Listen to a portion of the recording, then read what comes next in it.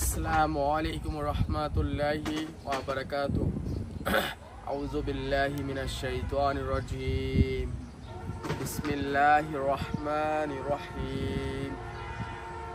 আলহামদুলিল্লাহি রাব্বিল আলামিন। সমস্ত প্রশংসা আল্লাহ তাআলার, যিনি সমস্ত বিশ্বজাহানের পালনকর্তা। আর এই বিশ্বজাহানের পালনকর্তা আল্লাহ সুবহানাহু ওয়া তাআলা আমাদেরকে সঠিক পথ প্রদর্শন করার জন্য যুগে যুগে অনেক নবী রাসূলগণ প্রেরণ করেছেন। যখন মানুষ পথ ভুলে যায়, মানুষ পাপাচারে লিপ্ত হয়, সমস্ত আল্লাহ তাআলার পক্ষ থেকে যে আদর্শ তাদের পালন করার কথা ছিল সব আদর্শ ভুলে যায়, তখন আল্লাহ সুবহানাহু ওয়া তাআলা সর্বশেষ সর্বমানুষের জন্য, সর্বগোত্রের জন্য, সর্বমানুষের জন্য প্রেরণ করলেন রহমাতুল আলামিন মুহাম্মদুর রাসূলুল্লাহ সাল্লাল্লাহু আলাইহি ওয়াসাল্লাম। যে আমাদের যে আল্লাহ সুবহানাহু ওয়া তাআলার ইবাদত কিভাবে করতে হবে, কোন কর্ম করলে আল্লাহ সুবহানাহু ওয়া তাআলার সন্তুষ্টি অর্জন করা যাবে, সকল যাবতীয় শিক্ষা দিয়েছেন আমাদের প্রিয় নবী মুহাম্মদুর রাসূলুল্লাহ সাল্লাল্লাহু আলাইহি ওয়াসাল্লাম। আমি আপনাদের মাঝে গত ভিডিওতে বলেছিলাম যে ইনশাআল্লাহ আমরা কোরআন মাজিদ ও হাদিস পড়ে আমল করব। কিন্তু যদি কেউ আমার কথা মতো ইনশাআল্লাহ কোরআন মাজিদ খুলে থাকেন, তাহলে তাদেরকে হয়তো তারা অনেক কিছু কোরআনে বুঝতে পারতেছেন না বা জানতে আরও অনেক ইচ্ছা।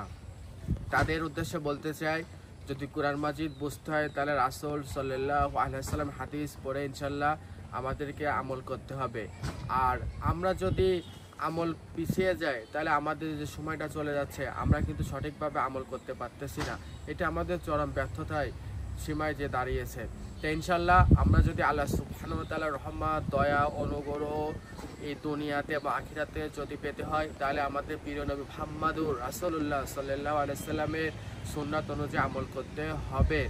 আর সর্বপ্রথম যে বিষয়টি বলা উচিত ছিল সেটি হচ্ছে কি, যে ইমানের দ্বিতীয় অংশ হচ্ছে রিসালাত, অর্থাৎ আমি যে দুটি বিষয়ের উপর ইমান আনতেছি সেই দুটি বিষয়ের উপর দ্বিতীয় নম্বর বিষয়টি হচ্ছে রিসালাত, অর্থাৎ আল্লাহ নবী রাসূলদের উপর আমার ইমান আনা লাগতেছে।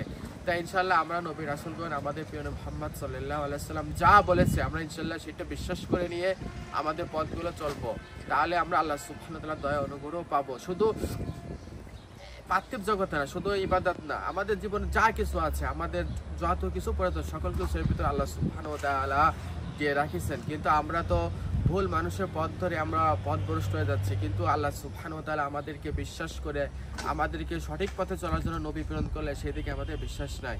তাই ইনশাআল্লাহ আজ থেকে আমরা আমাদের জীবনে যত ধরনের কাজ আসবে পথ চলার ক্ষেত্রে সকল কিছু আমরা অনুসরণ করব আমাদের প্রিয় নবী মুহাম্মদুর রাসূলুল্লাহ সাল্লাল্লাহু আলাইহি ওয়াসাল্লাম।